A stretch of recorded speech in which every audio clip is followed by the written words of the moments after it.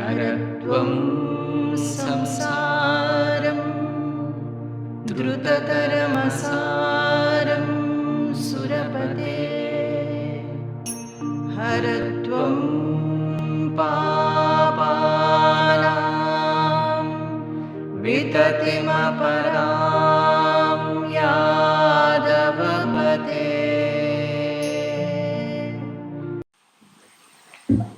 What is that feeling? Krishna is very near and dear. He is the indweller of our heart. He is the constant companion. He is there in our joy and delight. He is there in our sorrow and misery. But who is this Krishna? We know of a very beautiful, sweet, cute face of Krishna. We know the dress he wears, the ornaments that he wears, the weapons that he has in his hands. But is he really that? What is behind him, which attracts all of us, attracts us in a manner that everything becomes unimportant, everything becomes absolutely useless. You know, our spiritual texts say that to go beyond happiness and misery, we must know ourselves, our real identity, and then also know that the Atma is the same in everybody. It is one Brahman, imperishable, eternal. The devotional texts also say the same thing. And it says, the highest duty of man is to grow love for God, the Supreme Lord, who is our indweller, who is also imperishable, eternal, birthless, and deathless. We must feel him, experience him in our hearts, and we also must see him in everything in this creation. Now, in this life, there is a lot of misery, lot of adversity that man has to face. We have worries, anxiety, tension, fear. How do we deal with it? And all these texts say that turn your mind towards the Supreme Lord, grow devotion in him, feel him inside your heart, and that is a pursuit. In that pursuit, while we progress in this path, our minds, which were very restless, disturbed, agitated by our own tendencies, by our own desires, the Lord who enters our heart, in fact, he is already there. He purifies our heart. He takes away all our restlessness. He makes us feel restful, peaceful, purified, loving, and ultimately that is the pinnacle of jnana or devotion. Now, the question is, how do we grow devotion for God? We don't know him. We give some pictures. We like various forms of God which man has made. Some like Krishna, some Shiva, some Durga, some Kali, some Ganesha.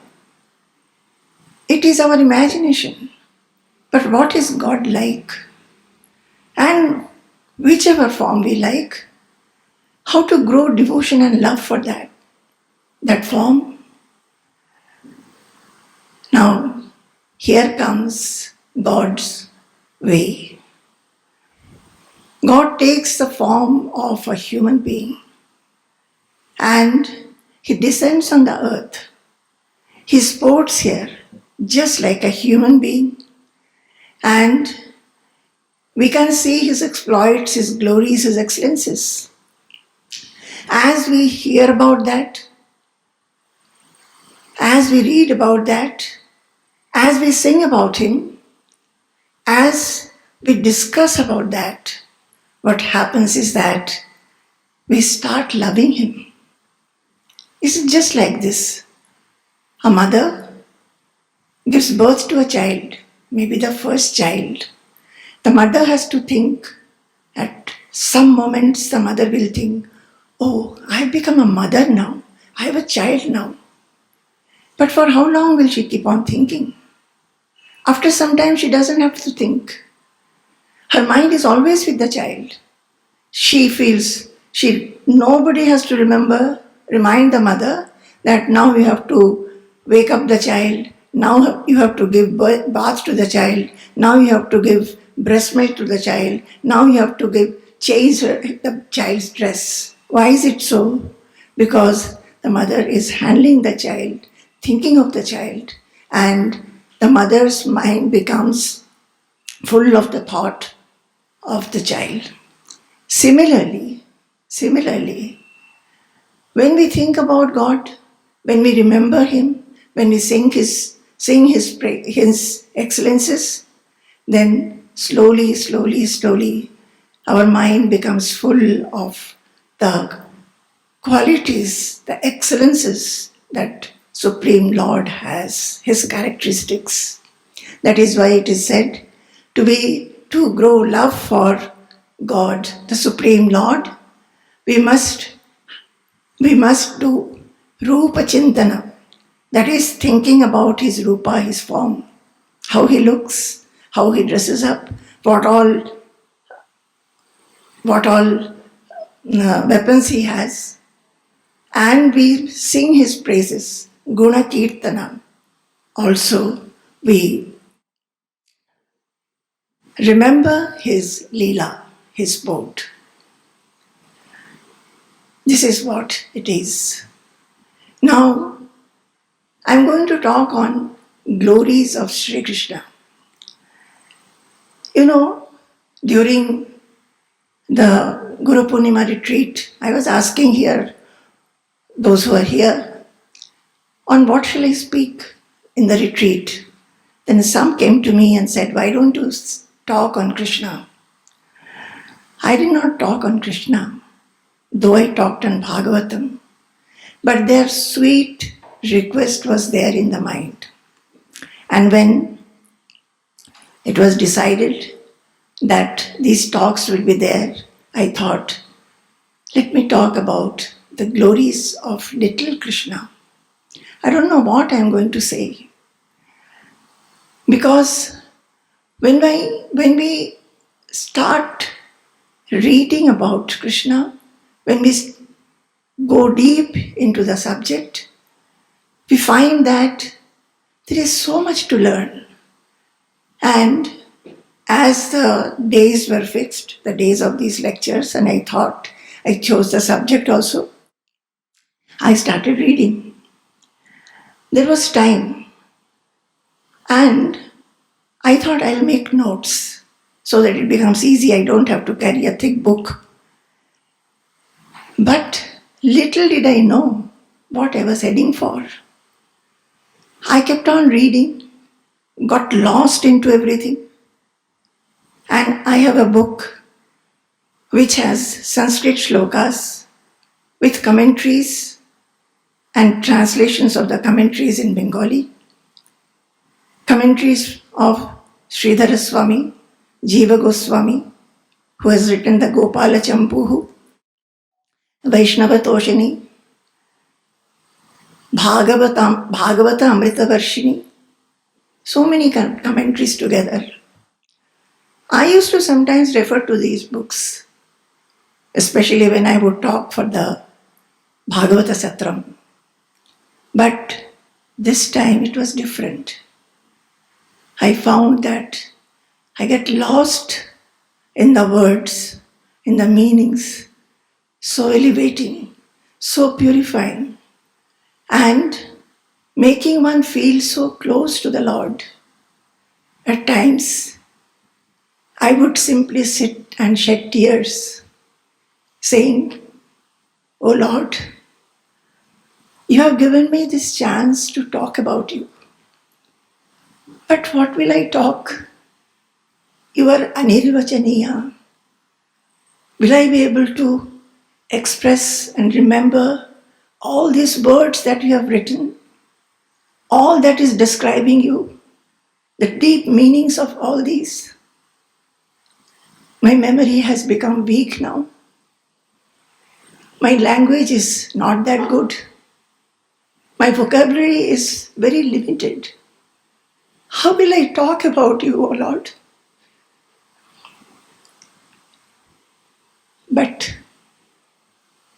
I was so very blessed to feel through this reading, through this reading, I was transported to Mathura, then Brajabhumi, where Krishna was first crawling, then walking, then running about and doing mischief. This is what I can tell. I'll try to share with you what I have gone through in these days. It happens to everyone. The mind just stops. Or sometimes the mind feels like going and telling everybody about this little child who is everything, who envelops everything. Not only the mind of a devotee, but everything in this world. I remember, I walk in our corridor, which has a door which goes outside towards the Samadhi Mandir. So when I would walk, sometimes, having read many chapters, maybe some slokas, while walking, when I would see the trees around, the birds around, the butterflies, the flowers, I would stop thinking, what a blessing is this? And how is that we human beings, we simply waste our time thinking other things. How we waste our time giving importance to little things, petty matters, unimportant matters, when the mind can simply drown in this bliss. Okay, I think I just told you as an introduction, and let us see what all of us together can see about Krishna. This is not a lecture. I always say, I am not a speaker. I can say only that which I have experienced. I can only share with you. And if the little one, he remains with me, he gives me strength in my voice. My voice he has taken away. He doesn't want me to sing or chant anymore. That's okay. Let us see whether he allows me to speak. We'll start. Since my voice is not all right, I'll ask Aravindan to chant the shlokas that I generally chant during a talk on Bhagavatam, on Krishna. स्वामिन् नमस्ते नतलोकबन्धो कारुण्यसिन्धो पतितं भवाब्धौ मामुद्धर धरात्मीयकटाक्षदृष्ट्या ऋज्व्यातिकारुण्य सुधाभिवृष्ट्या स्वामिन् नमस्ते स्वामिन् नमस्ते स्वामिन् नमस्ते स्वामिन् नमस्ते। यत्कीर्तनं यत्स्मरणं यदीक्षणं यद्वन्दनं यच्छ्रवणं यदर्हणं लोकस्य सद्यो विधुनोति कल्मषम् तस्मै सुभद्रश्रवसे नमो नमः। यत्कीर्तनं यत्स्मरणं यदीक्षणं यद्वन्दनं यच्छ्रवणं यदर्हणं लोकस्य सद्यो विधुनोति कल्मषम् तस्मै सुभद्रश्रवसे नमो नमः। विचक्षणाय चरणोपसादनात् संगं युदस्योभयतोऽन्तरात्मनः विन्दन्ति हि ब्रह्मगतिं गतक्लमाः तस्मै सुभद्रश्रवसे नमो नमः। विचक्षणाय चरणोपसादनात् संगं युदस्योभयतोऽन्तरात्मनः विन्दन्ति हि ब्रह्मगतिं गतक्लमाः तस्मै सुभद्रश्रवसे नमो नमः। Jai Guru, Jai Guru, Jai Guru.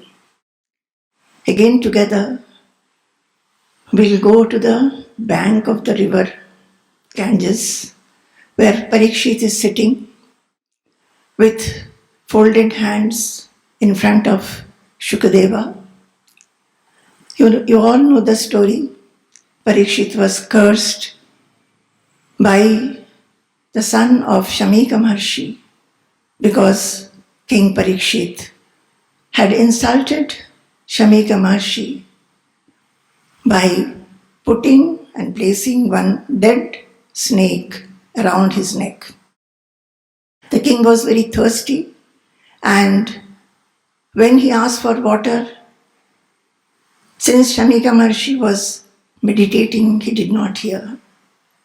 And the king got annoyed and insulted him like this.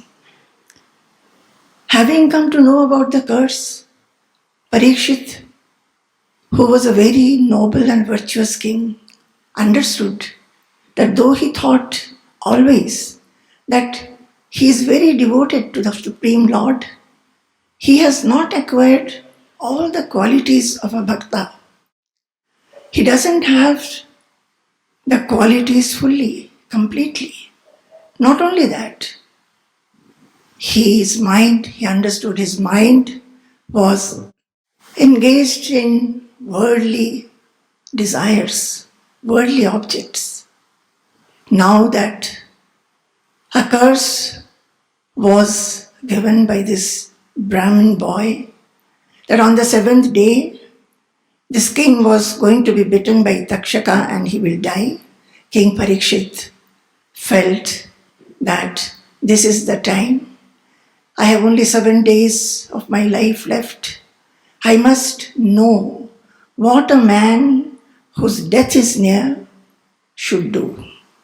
He said, what I should hear, what I should chant, what I should remember, what is my duty, what all things I have to do and what I should worship.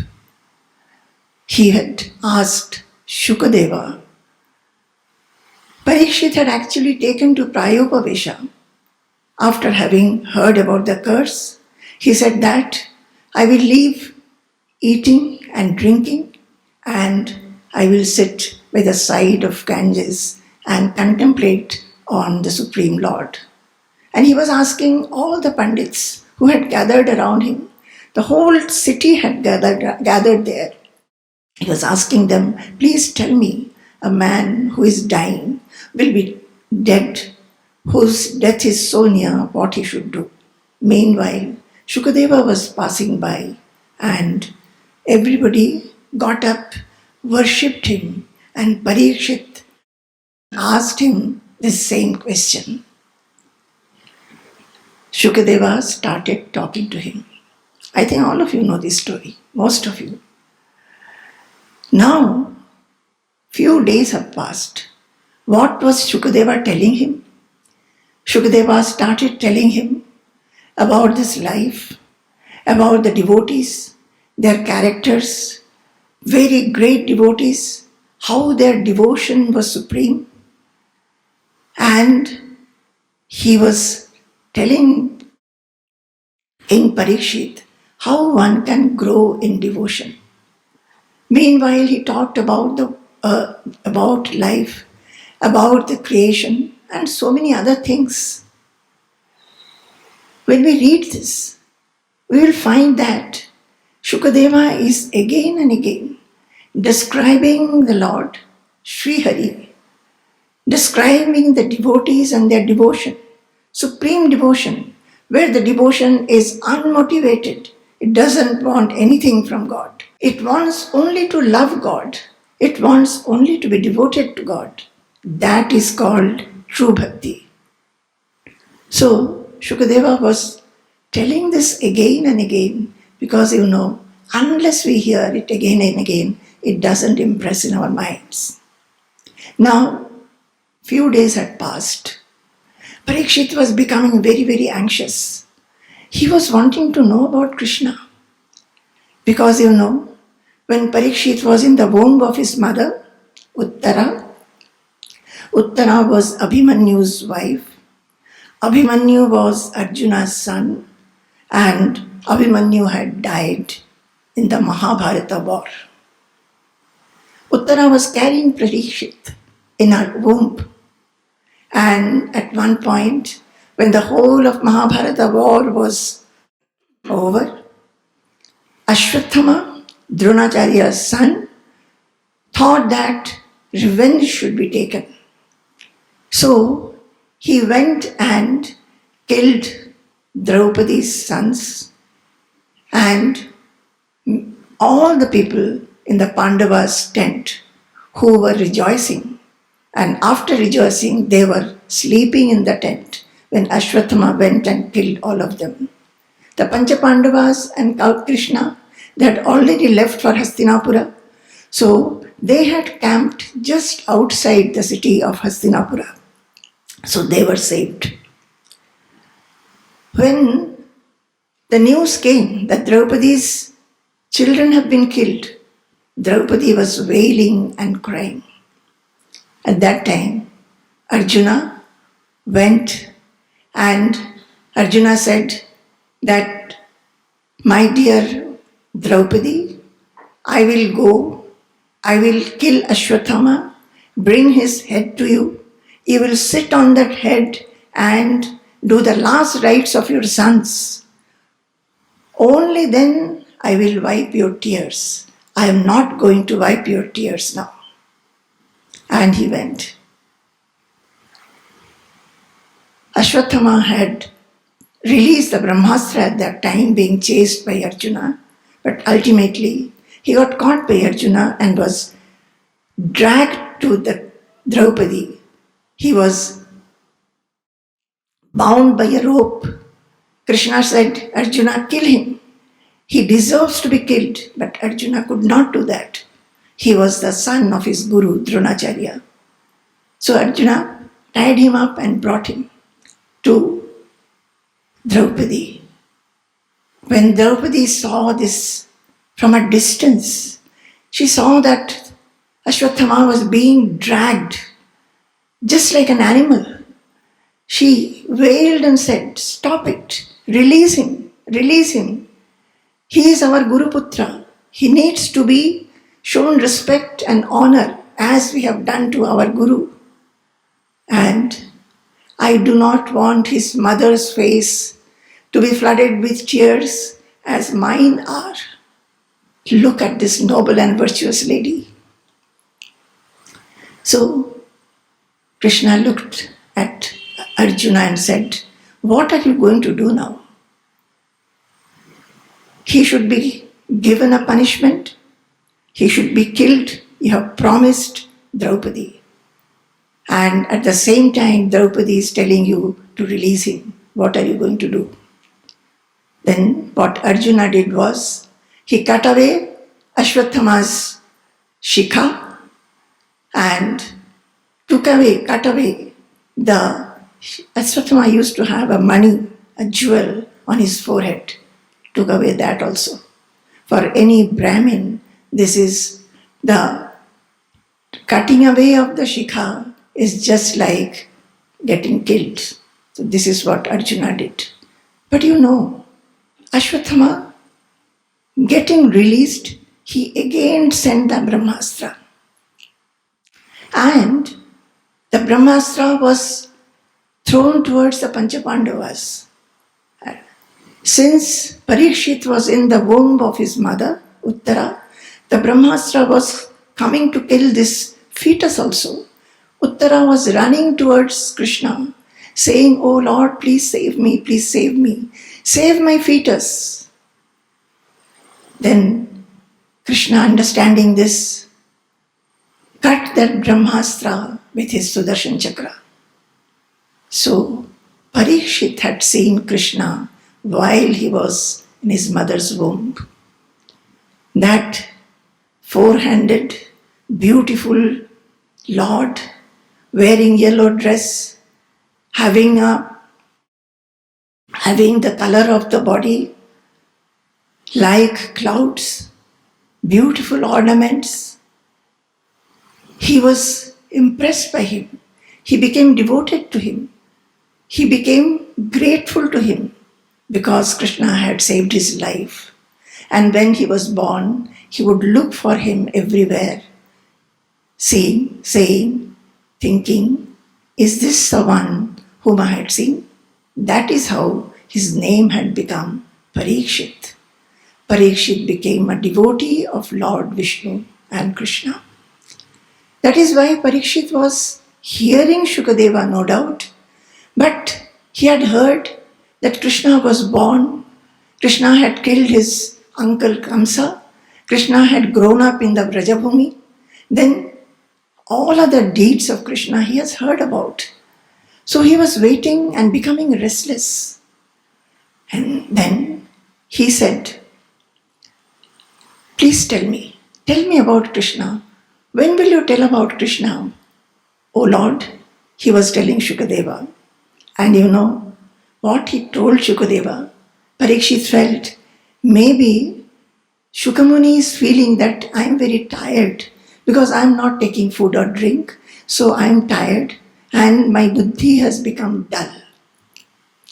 So he says, "Naishati dussahakshunmam tyaktodamapi badhate pibantam tvanmukham bhojachyuta harikathamritam naishati dussahakshunmam tyaktodamapi badhate pibantam tvanmukham bhojachyutam harikathamritam."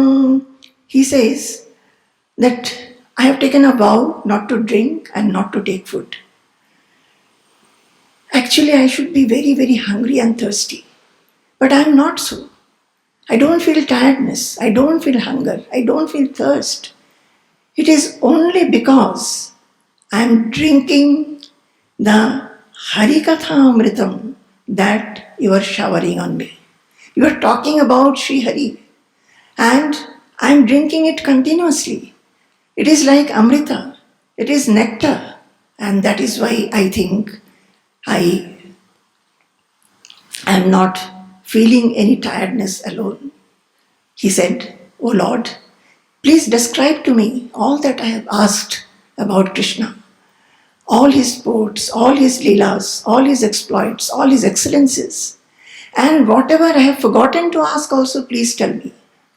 When Shukadeva heard Parikshit asking this question, Shukadeva said, he congratulated him and said, "Samyak vyavasita buddhi tava rajarshi sattama vasudeva kathayam te yajjata naishthiki ratihi." Samyak vyavasita buddhi tava rajarshi sattama. O Rajarshi Sattama, O great king, your buddhi is samyak vyavasita. Your buddhi has taken the right direction because you have grown interest to hear about the Lord, the Supreme Lord.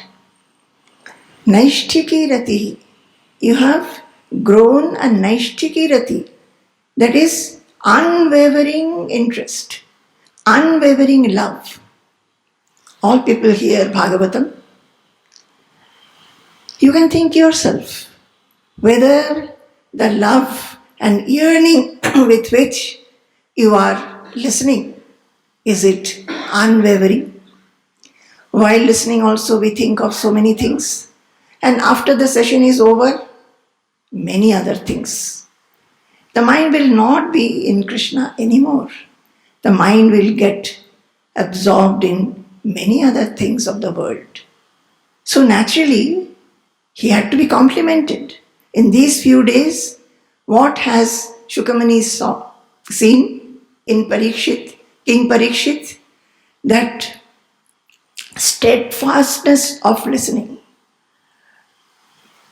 What kind of listening? Mukta samasta sangaha. No other thought is there in his mind. His mind is only thinking now that how will I be united with the Lord within my heart? I want to know about him. I just want to grow into my devotion. And for that, whatever is necessary, I am ready to do. So all things have gone away from his mind. You know, when Shukadeva starts instructing Parikshit, what was Parikshit's question? Never forget it. You know, this question is actually belonging to all of us. All of us, we do not know when we are going to die, whether it is on the 7th day, or after 2 days, or after 20 years. We do not know, or the next moment. So his question is the question of every human being who are matyaha, who are maranashilaha, who will definitely die. And this question, when Parikshit has asked, Shukadeva said, Variyaneshate prashnaha. Your question is glorious. It's the best of all the questions which can be asked in this world.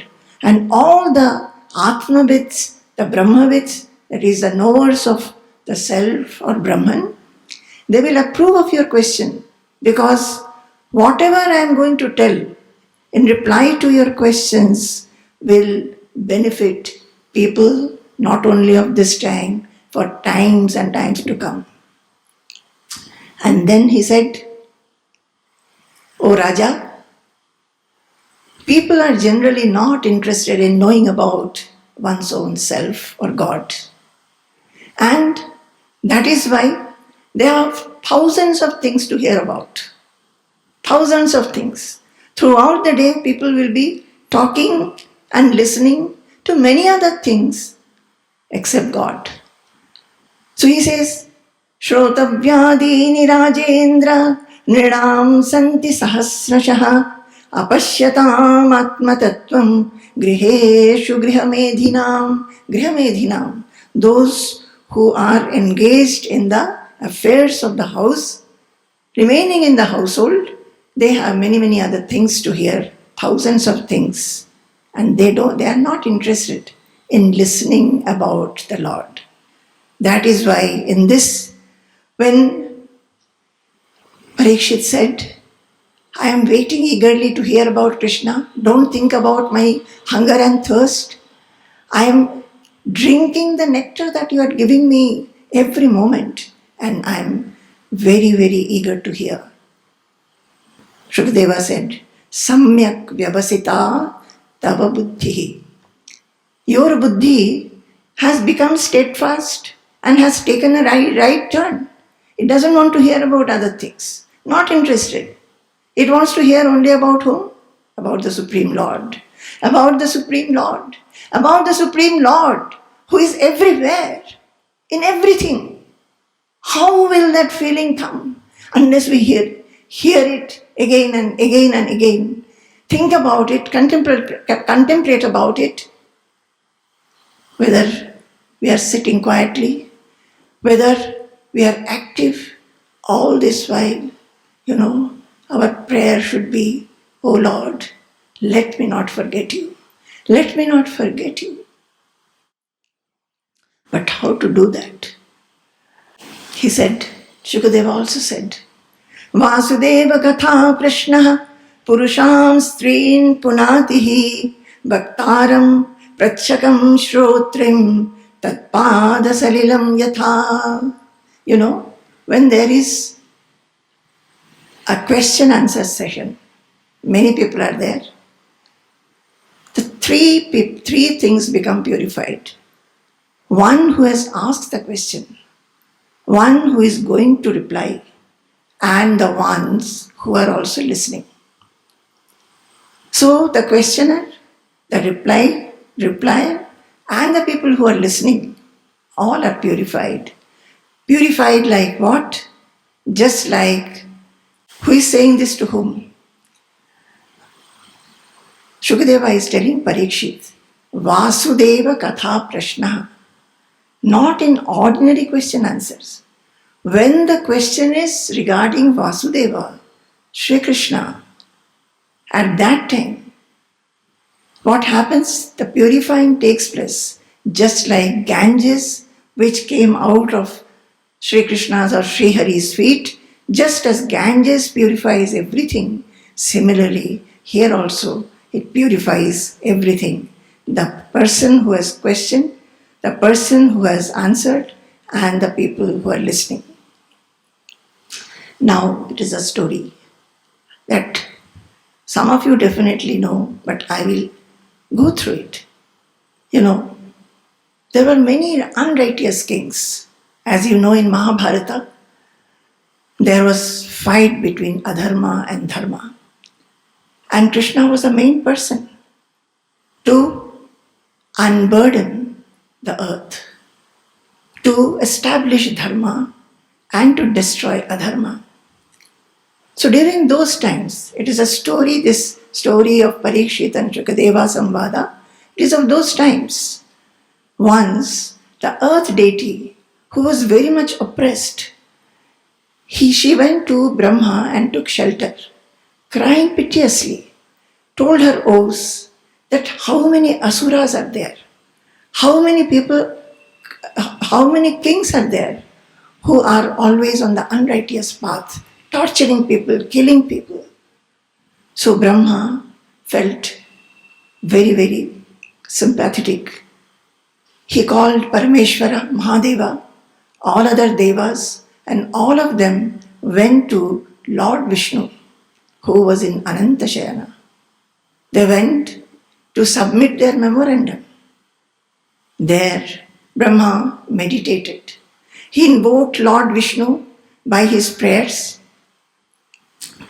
saying Purusha Sukta, and then in the meditation itself, he came to know the Supreme Being, the Supreme Lord Mahavishnu, told him that I know what is happening on earth. And very soon I am going to incarnate. I will descend on the earth. I will be born in Vasudeva.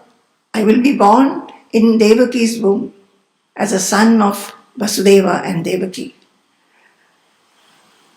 This son will be looked after, and he will grow up in the care of Nandagopa and Yashoda in Vrajabhumi. The Supreme Lord also told that all of you Devas, the women of heavens, all of you should also take birth from as your own part as Devatas in disguise. That is, in the cowherd settlements, many of you should be born as the men and women, even as cows and calves.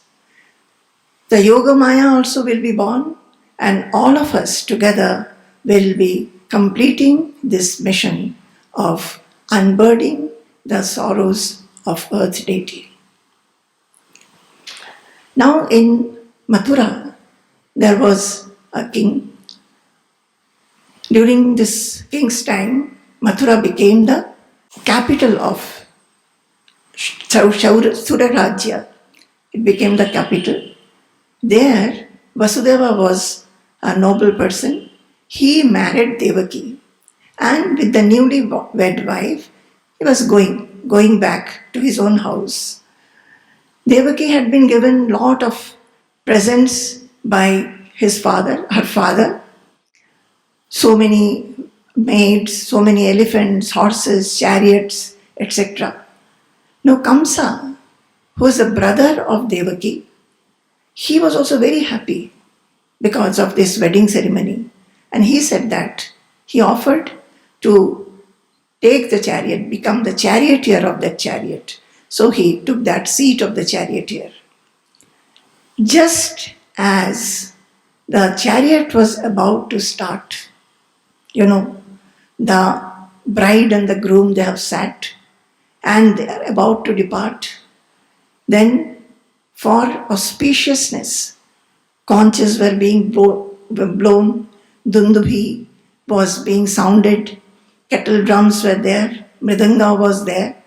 So, just at that moment, when everybody is rejoicing,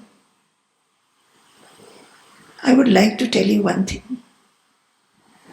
You must imagine the scenes. You must imagine the scenes.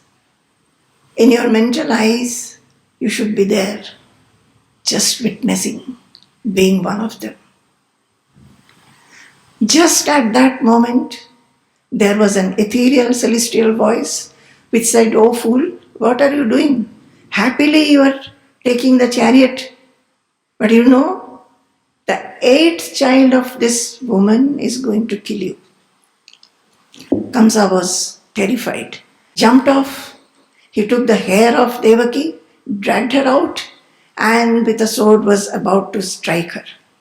Vasudeva, he was the husband, newly wed. He thought, what is to be done? He tried to stop him, saying this, "Shlaghaniya guna shuraihi bhavan bhoja yashaskarah sakatham bhaginim hanyat striyamudvaha parvani." Oh Kamsa, you are a person very praiseworthy. Everybody praises you of your valor, and you have brought lot of fame to your dynasty, the Bhoja clan. Being a person like this, how can I kill your sister? That too during the wedding ceremony when they are about to leave. Mrityurjanmavatam veera dehena sahajayate adyavabdashatante va mrityurvai praninam dhruva. He said, I want to tell you, oh hero, Kamsa was a hero. He was a valorous person. So Vasudeva was trying to give some good advice to him, said that at a time when Mrityu or death is destined, Mrityu will take place. Death will take place. It is certain that death will take place. Whether it takes place now or after 100 years, we do not know. But as soon as a person is born, Mrityur janmavatam veera dehena sahajayate. As soon as one is born, one's body is born, death for him also gets born. But when that death will be, whether it will be now or 100 years, we do not know. But it is certain. Tasman kasyachid droham acharet sa tathavidah atmana kshemamanvichan drugdhurvai parato bhayam. So that is why if anybody is desirous of one's own welfare, one should not act cruelly. Because if you are cruel, you do harm to others, you will have a retaliation, either in this birth or even if you escape a retaliation now, Yama or a god of death will look after you when you die. So I request you, don't kill your sister. Look at her. She is helpless. She is young. She is fearful and shivering. It is unbecoming of you to kill her. But Kamsa, with the fear of death, thinking that this sister of mine is going to give birth to a child who is going to kill me, he was not desisting from killing her. His sword was lifted up. Vasudeva thought, something I should do very quickly, otherwise he will kill her. So he said, but his mind was full of sorrow and anxiety. How beautiful words. In the beginning I said, beautiful words. Manasa duyamanena vihasannidam abravit. Manasa duyamanena. The mind which was full of anxiety and sorrow. But keeping it inside, with a smile, he told Kamsa that from Devaki you have no fear. It is from Devaki's children that you have fear. I tell you, I promise you, O Kamsa, O brother, I will give you all the children that Devaki gives birth to. I will bring them to you. Kamsa knew that Vasudeva was a very truthful person. So Kamsa believed him and he said, okay, you can go. Now in time, children were born to Devaki. And as you know, one after another, children were born and Vasudeva would take them to Kamsa and Kamsa will thrash them on stones and kill them. There is a very beautiful shloka here. Kim dussaham nu sadhunam vidusham kim apekshitam kim akaryam kadaryanam kim kadaryanam dyustyajam kim dhritatmanam. It says that for a holy man, what is impossible to bear? A holy man has a quality of forbearance. He can bear anything. Vidusham kim apekshitam. A person who is learned, what desire can he have? Because of his learning, he knows what is real and what is unreal, what is perishable and what is imperishable. So he won't have any desire as such. He knows that nothing that we have can be imperishable. Imperishable is only the Lord. Kim akaryam kadaryanam. And those who are wicked, what heinous act they cannot do. Anybody who is very cruel, they can go to any extent. And dustyajam kim dhritatmanam. You understand? What a person who has established in Atma, for him, what all cannot be renounced. He will be ready to renounce anything. Now, Kamsa belonged to that wicked character. Kamsa said, the first child was born, Vasudeva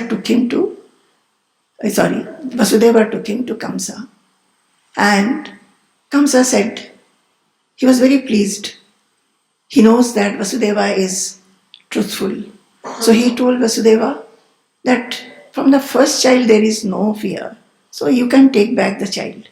So Vasudeva took back the child, but he was not very sure about Kamsa's mind. Now, sage Narada, he saw that if Kamsa starts behaving in a noble manner, virtuous manner, then his sin will not be complete. So, this is not all right.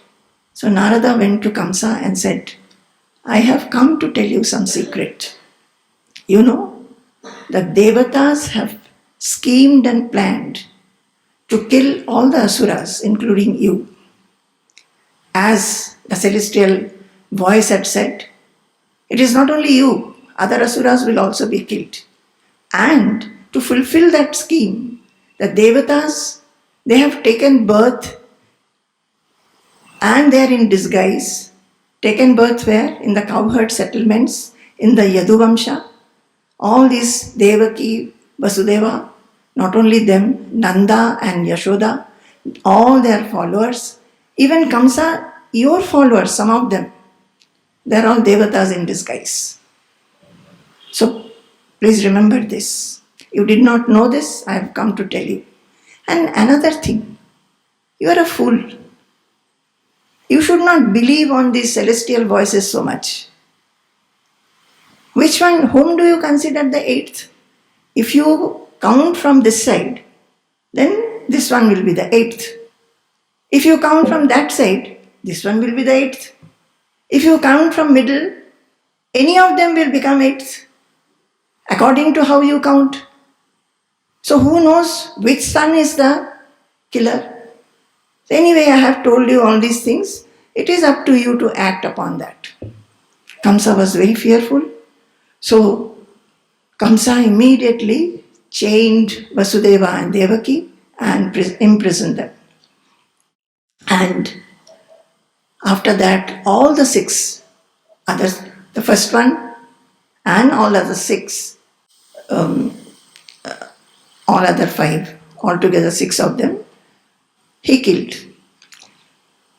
Now, he also started suppressing and torturing the Yadavas, knowing that any of them can be actually Devatas in disguise. He was being held by his father-in-law, the Jarasandha, and all the other Asuras like Trinavarta, Putana, Dhenuka, Mushtika, Janura, Keshi, and all that. Meanwhile, he also overthrew his father from the throne and became the king himself. Because of his fear, many of his subjects of Yaduvamsha and other, this Vrishni and Bhoja Vamsha, they all ran away. Some of them remained to help him. Some of them went and hid somewhere.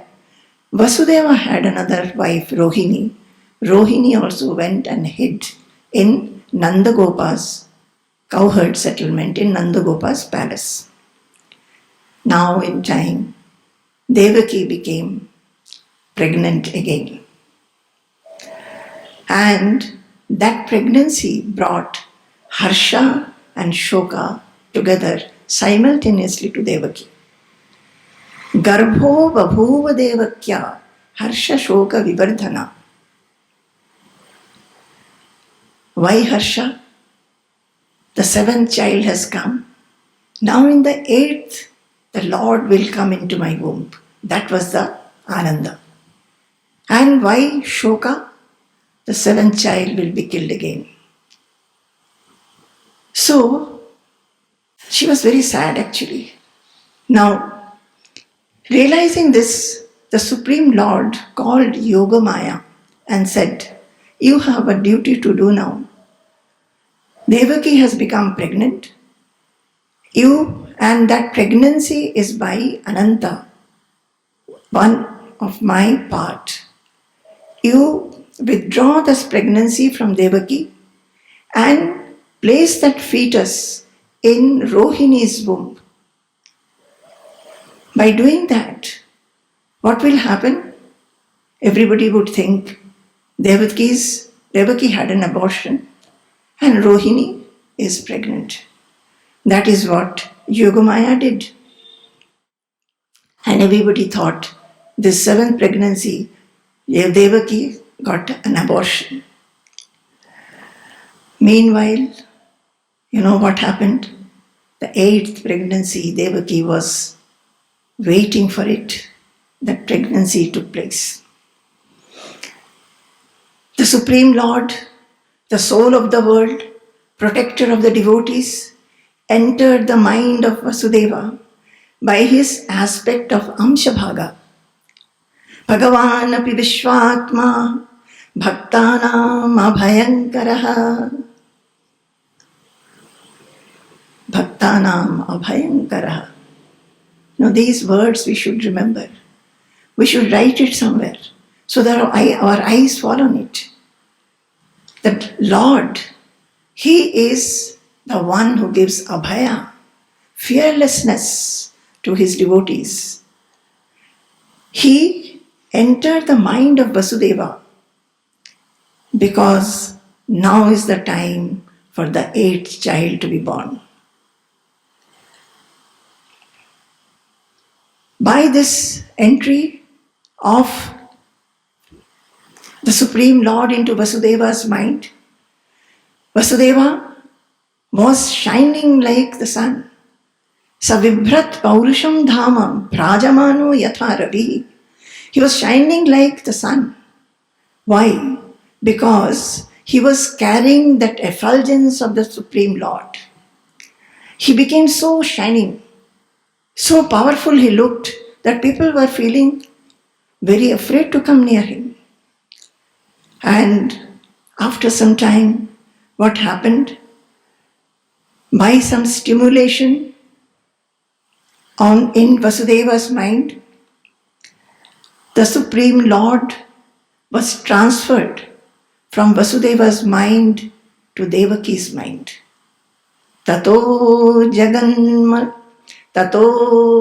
jaganmangalamachyutamsha samahitam shurasutena devi. Tato jaganmangalamachyutamsham samahitam shurasutena devi.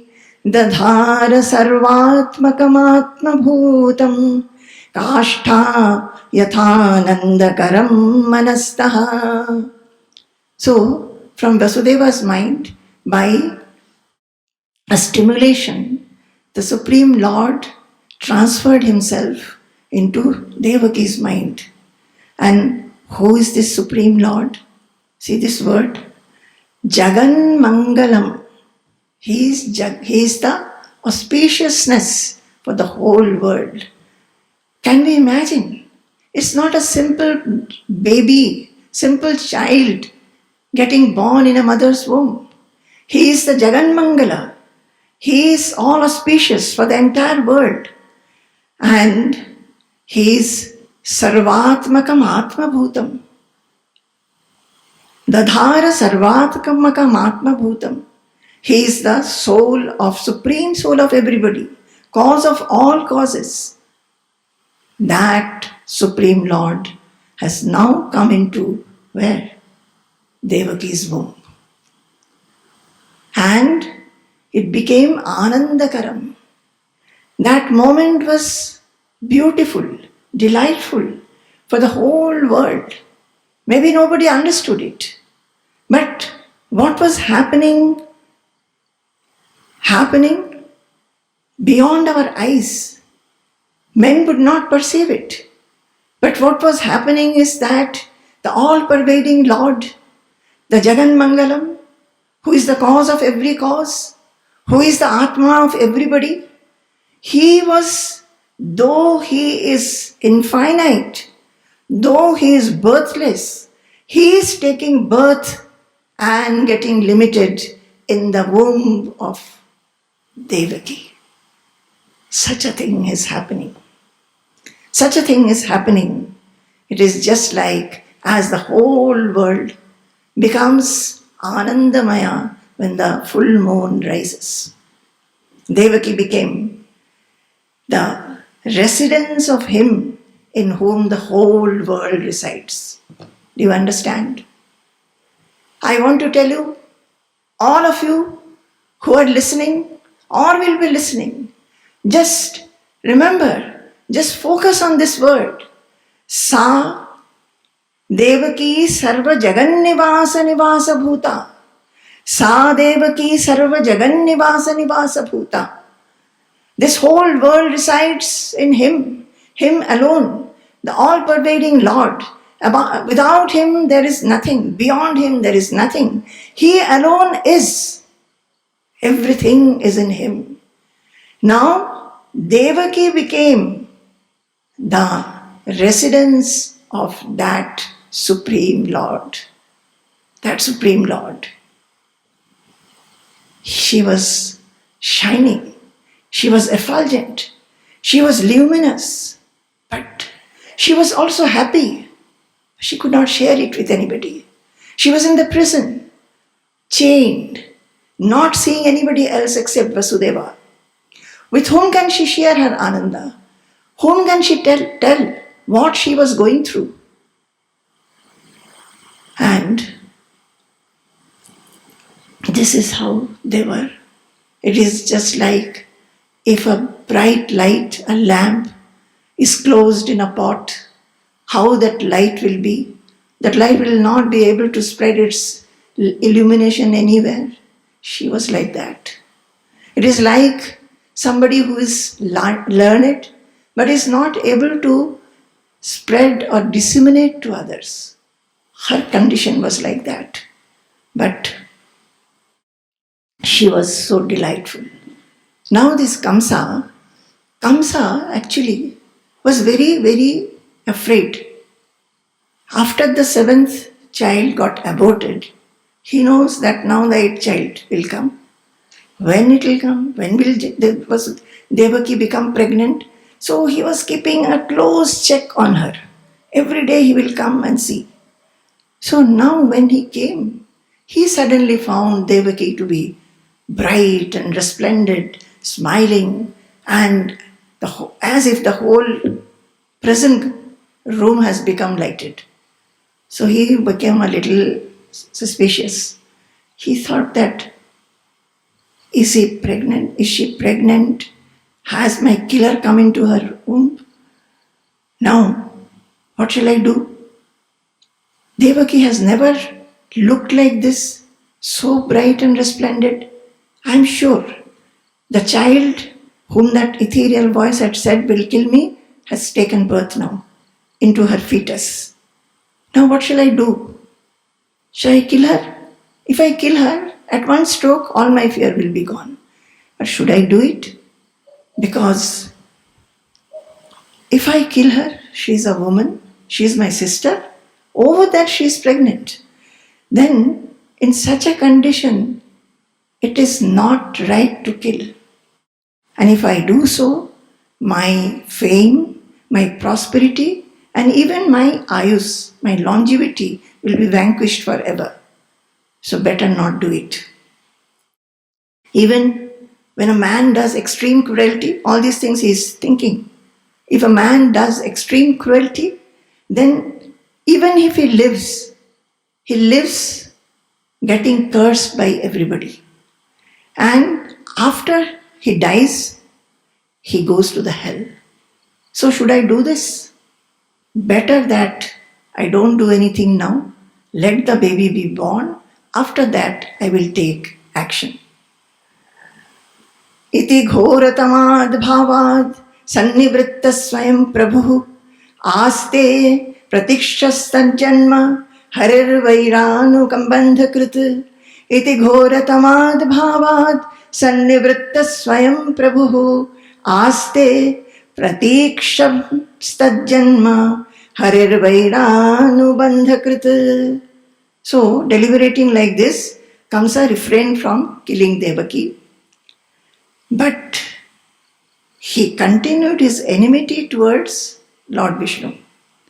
He is afraid of Lord Vishnu, that Vishnu will come and kill me. And so he is inimical. He decided to wait. Because of what?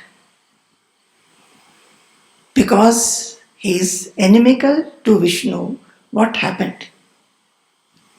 Asinah samvishtam stishtan bhunjanah pariyatan mahim chintayano rishikesham apashyat Tanmayam Jagat. Asina Samvishastishtan.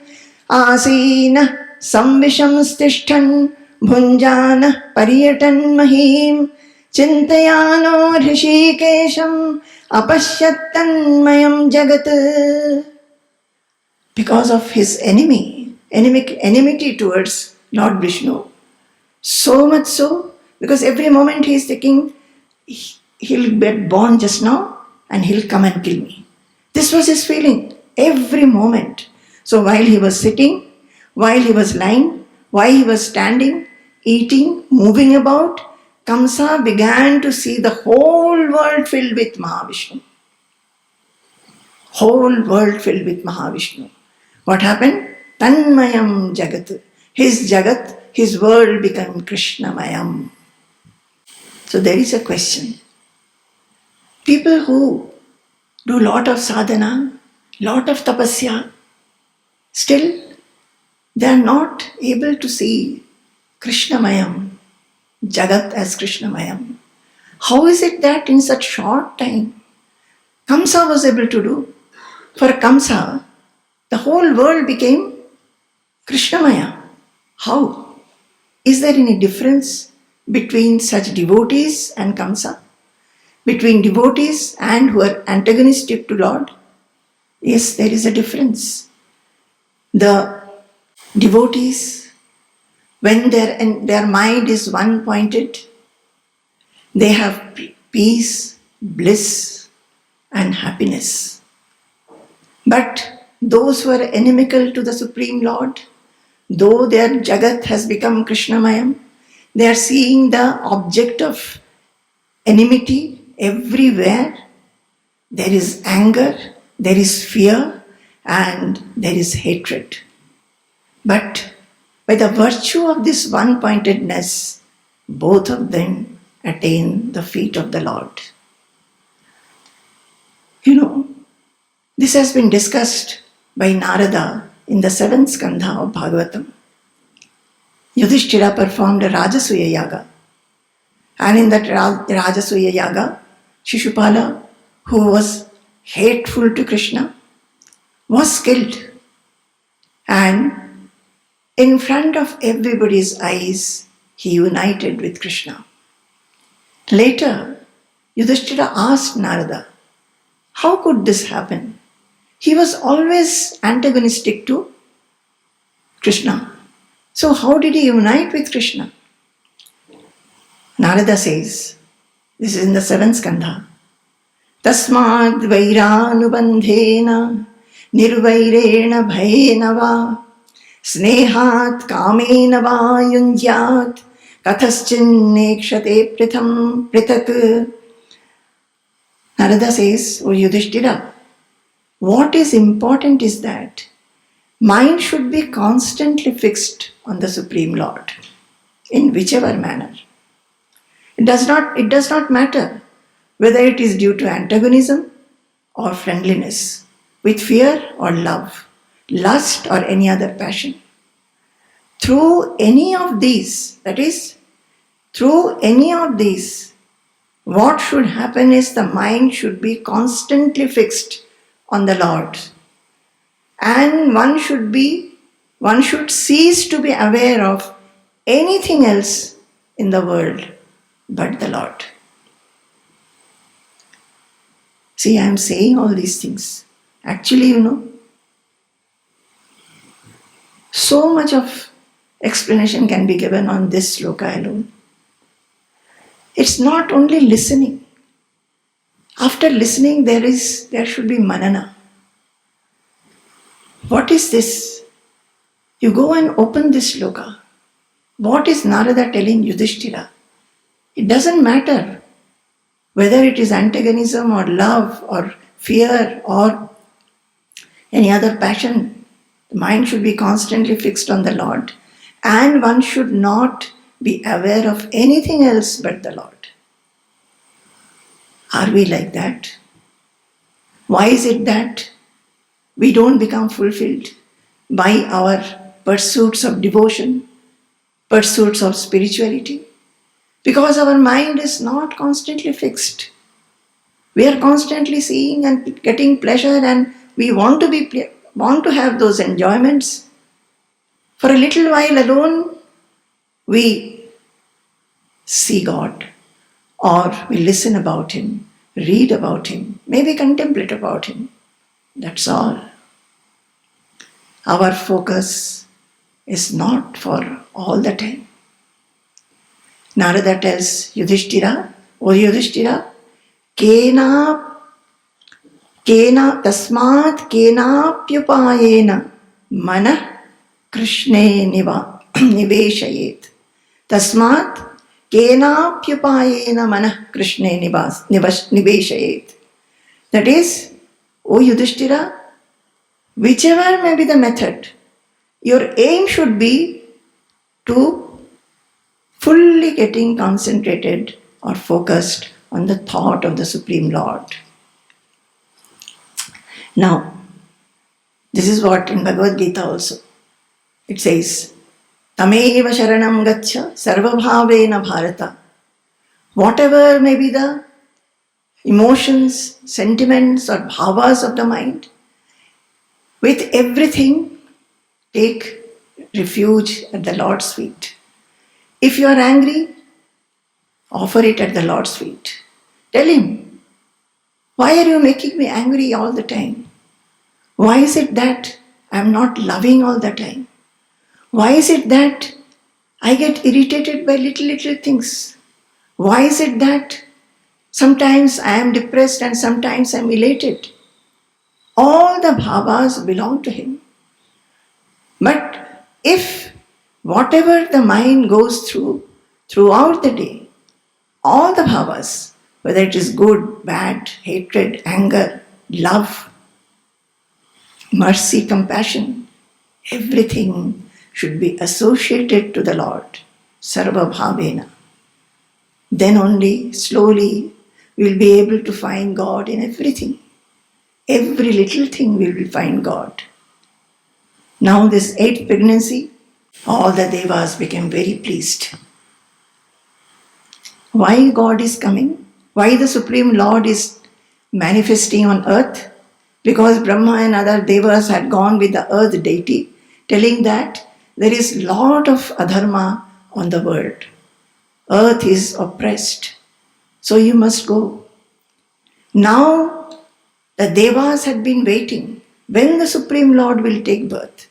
Once they came to know that He has taken birth, He has already entered the womb of Devaki, they all became very happy. Why? They thought that the Leelamaya, this Supreme Lord who is so sportful, now He will live on this earth and flood the earth with His excellences, His sports, His glories, and He will be with us like a human child, and we will be able to interact with Him. So all of them went. Where will they go? They went to the prison. They went to the prison, and looking at Devaki with their hands folded, they started praising the Lord with many hymns. And the first one is this. Satyavratam Satyaparam Trisatyam Satyasya Yonim Nihitam Cha Satye Satyasya Satyamrita Satyanetram Satyatmakam Tvam Sharanam Prapanna. They said that we take refuge at your feet, O Lord. We have come to know that you are in the womb of this Mother Devaki. You are Satyavratam, truth-willed. You had given us a promise that you will come down on earth, take a birth, and you have fulfilled it. So you are Satyavrata. Satyaparam, truth form. Satya, Trisatyam, Satyasya Yonim Nihitam Ja Satye. You are true in the 3 phases of time. You are the womb of truth. You are embedded in truth. The world which is perceived as real is established in thy truth. What is real is truth. Truth and goodness form thy two eyes, Satya Netram, and you are Satyatmakam. You are the heart of all truth. We take refuge in thee. And they said that, O Lord, all the devotees who are able to, those Mahatmas, the high-souled people, who are able to be directing their mind fully, completely at your feet, their minds become one-pointed in thee. You, who are the residents of the whole universe, they are able to cross the travels of this samsara. They are able to cross the ocean of worldliness. And as if ocean of worldliness, what is that? What does that mean? That huge waves that come and hit us. Sometimes sukha, sometimes dukkha, sometimes delight, sometimes depression. So many adversities men have to face. Those are the waves of this world. They come and hit us. But those devotees, the high-souled ones, who are able to be one-pointed in their devotion at your lotus feet, they seem to cross it very easily, as if it is not an ocean. It is a puddle made by the hoof of a calf. Calf's hoof, how small will it be? Only this much. Only this much. So the ocean, which Bhima Bhavarnavam, it is called huge ocean of worldliness, and which we fear. We are always fearful in this world. We are always fearful. Even though everything is all right with us, everything is there, money is there, we are living comfortably, everybody is settled in the family, still we are fearful. Suppose death comes and takes away one of us. Suppose something happens and my all money is lost. Or some natural calamity takes place and we are all scattered. What will happen to us? So in the heart of heart, everybody is fearful. But those who take shelter at your feet, O Lord, for them that huge ocean of fearfulness becomes a small puddle like the hoof of a calf, and they are easily able to cross through. And these noble people, having crossed, what they do? They keep a tradition behind them. They teach the way they have crossed, pursuing what path, doing what sadhana, taking to what austerities, what kind of contemplation, what kind of love they have grown. They hand it down to their shishyas or the disciples so that they can also cross the ocean, and in time they hand over to the next generation. This is what they do. So they said all these things, and then they sang this Shrinvan Grinan Samsarayamscha Chintayan Namani Rupani Cha Mangalani Te Kriyasu Yastvacharanaravindhayo Avishta Na Bhavaya Kalpate Shrinvan Grinan Samsmarayamscha Chintayan Shrinvan Grinan Samsmarayamscha Chintayan Namani Rupani Cha Mangalani Te Kriyasu Yastvacharanaravindhayo Avishta Cheta Na Bhavaya Kalpate. Even when one is engaged in various activities, by hearing, by chanting, by contemplating, Shrinvan, Grinam, samsmarayan, chintayan, of what? Namani Rupani. By thinking about you, Rupa Chintanam, by singing your glory, Guna Kirtanam, and by samsmarayan, remembering your kirtis, the glories, Leela Smaranam. By doing only that, even when they are engaged in various activities, then they are liberated from the travails of worldliness, travails of all dukkha. And they said, "O Lord, we are very fortunate.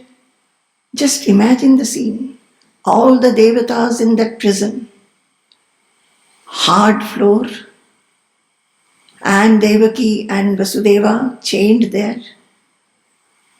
All the devatas with their effulgence, they have come, and they are looking at Devaki, who is bearing the Supreme Lord in her womb, and the devatas are praying to them, praying to him, and saying, O Lord, we are so happy that you are coming down to this earth." And they said, "Dishtya haresya bhavata pado bhuvo bharopanitastava janmane shituhu dishtyankitam tvatpadakai sushobhanaihi drakshyamagam dyam cha vanukampitam."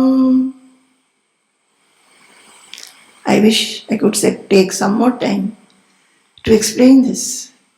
What they are saying. They are saying, we are so blessed that you are taking a human form and you will be on this earth. You will be walking about. You will be playing around. And the earth will have your footprints, which are adorned by what? Shankha, Chakra, Gada, Padma. And we will be witnessing that. Oh Lord, you have come down to take away the bhara, the burden from this earth. And not only that you will be staying in the earth as a small child and then even little later, sporting, by doing all that you have to do, your excellences, you have chosen to be here to give delight to human beings, to take away their dukkhas, so that they can become happy and peaceful in this life. It is true, O Lord, everywhere you are, in everything you are. But to get that feeling that you are inside us, you are outside us, how will we know? Only when we go to a holy person. Through him only we come to know that you, the one, pervade everything. It is like the cow. We can touch the cow anywhere and can feel this is the cow. But if we have to have the amrita-like milk from it, we have to touch the udder and nipple of the cow, O Lord. Similarly, you are everywhere. Only when we come to a holy person, interact with him, fall at his feet, from him, only from his mouth, we can understand your glory and your excellences. And they said this. After that, they said, Dishtyambate kukshigata param puman amshena sakshat bhagavan bhavayanah ma bhudbhayam bhojapatehe mumurshoho gopta yadunam bhavita tavatmajah. So they have prayed to the God, expressed their happiness. First they praised him, then they expressed their happiness that the Lord has taken birth. He's still in the womb, but he has come to earth. And he's going to be in the earth destroying the asuras, destroying adharma, and for devotees, he will give delight and tell them the path by which they can attain him. This is what they said, and they did pranam. Then they looked at Devaki and told Devaki that, "O mother, don't be afraid. Don't be afraid. Bhayam ma bhoot. Don't be afraid." Devaki is afraid of whom? Kamsa. She's always feeling that I'll give birth to a child and Kamsa will come away and snatch it away from me and kill it. That is her greatest fear. So he says that all the Devatas and Brahma, they looked at her, they actually did pranam to her. All along, they were not seeing the Lord. They were seeing her. And they were doing pranam to her. Because she is carrying that Supreme Lord, the cause of all causes, Sarvatma Bhut. He is the soul of everybody. She was inside her. So they were doing pranam to her. And the last thing that they said, "Oh mother, don't be afraid of this Bhojapati Kamsa. His time is near. He is mumurshu. He is going to die within no time. And this, you are carrying the Supreme Lord. He has entered your womb. He has entered your womb. He is the protection for all of us. Have no fear. Your son will be protector of the Yadu clan." Saying this, they all left. And now time passes and the whole earth gets ready to welcome the Lord. So tomorrow we will see how the Lord gets born and comes into this earth. Tomorrow, I think. Meanwhile, it's not a listening, my dear devotees. I have spoken, you have listened.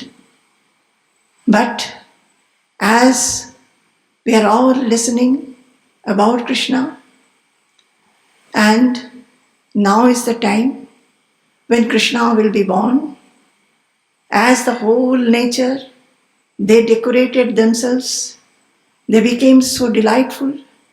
They were waiting every moment when that auspicious moment will dawn. We also should be like that. We are not different from that. We also, along with them, throughout the night, throughout the day, we will be thinking, the Lord is coming, the Lord is coming. And see Him in our heart with our internal eyes. The small boy who has got born with Shankha Chakra Gada Padma and a beautiful smile on his lips. Our protector, our friend, our companion, always. वाणी गुणानुकथने श्रवणौ कथायाम् हस्तौ च कर्मसु मनस्तव पादयोर्नः स्मृत्यां शिरस्तव निवास जगतः प्रणामे दृष्टिः सदां दर्शनेस्तु भवत्तनूनाम् वाणी गुणानुकथने श्रवणौ कथायाम् हस्तौ च कर्मसु मनस्तव पादयोर्नः स्मृत्यां शिरस्तव निवास जगत्प्रणामे दृष्टिः सतां दर्शनेस्तु भवत्तनूनाम्। जय गुरु, जय गुरु, जय गुरु।